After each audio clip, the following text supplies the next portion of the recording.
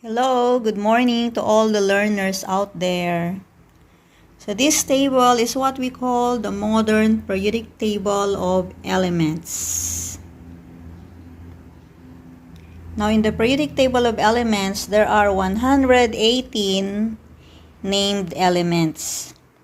So starting from number 1, which is hydrogen, down to 118, oganeson. So there are 118 named elements in the modern periodic table. So our concern here is to determine the difference between atomic number and atomic mass. So let's go. So what is the difference between atomic mass and atomic number? Atomic mass is the mass of one atom of an element.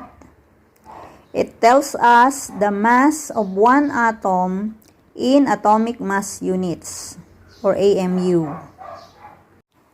Meanwhile, atomic number is the number that identifies the number of protons in the nucleus of an atom. It tells us the identity of a particular element. Each element in the periodic table has a unique and single atomic number. So each of these elements here have their own atomic number. So from 1 to 118. So let us take one example here. The element helium, which is group number 18. So the atomic number of helium is 2. So number 2 is written above the symbol of the element, which is He. He is the element helium. The atomic number is written above the element, and its atomic mass is equal to 4.0026. Or if we are going to round it off, for the ease of using the atomic mass, we round it off to 4 atomic mass units. So another example here is the element carbon. So carbon has a symbol of C. The atomic number of carbon is 6.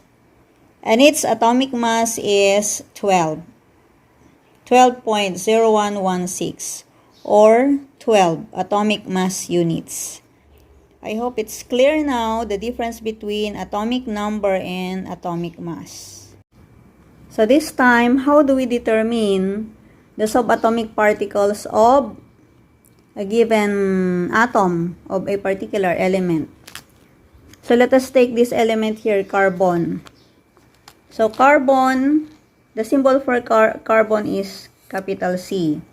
The atomic number of carbon is 6. The atomic mass is 12. So we call this the shorthand notation for a particular element. Example, we have carbon. How do we determine the number of protons? So the protons are the positively charged subatomic particles. The electrons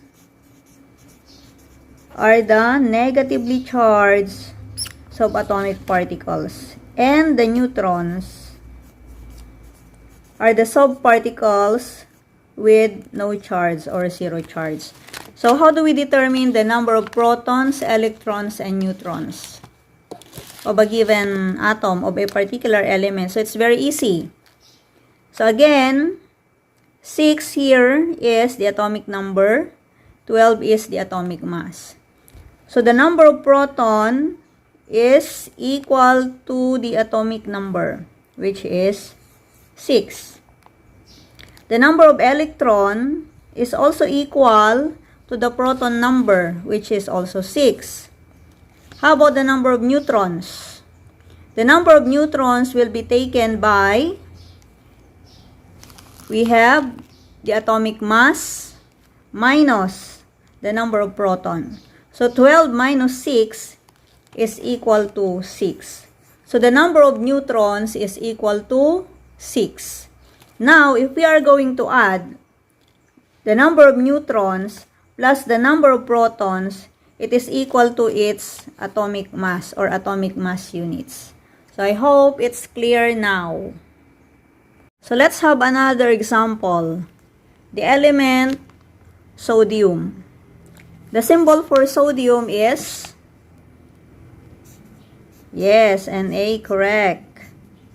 So the element sodium, the symbol is Na. And what is the atomic number of sodium? Correct, it's 11. How about its atomic mass? The atomic mass is equal to 22.9, or we round it off to 23. So what is the proton number of sodium? Correct, it's 11. How about the number of electrons? The number of electrons is also equal to 11, correct. How about the number of neutrons? So we subtract 11 from 23, so it is equal to 12. Very good, it's correct. Now, if we are going to add the proton number and the number of neutron, it's equal to 23, that is equal to the atomic mass. Okay, so I hope it's clear now. Do you have any question? Let's have one more example. The element oxygen. So what is the symbol of oxygen? Correct, it's O. So the atomic number of oxygen is equal to, very good, it's 8. How about its atomic mass? It's 15.99977, or it's equal to 16. So we have here the shorthand notation. We have here the shorthand notation for oxygen. Oxygen, 816. The atomic number is 8. The atomic mass is 16. So the proton number is equal to, what is the proton number? 8. 8 because it is equal to its atomic number. How about its number of electrons? Okay, it's 8 also. How about the number of neutrons? The number of neutrons is, we subtract 8 from 16, so 16 minus 8 is equal to 8. So that's all. It's very easy. So do you know now how to determine the number of protons, electrons, and neutrons?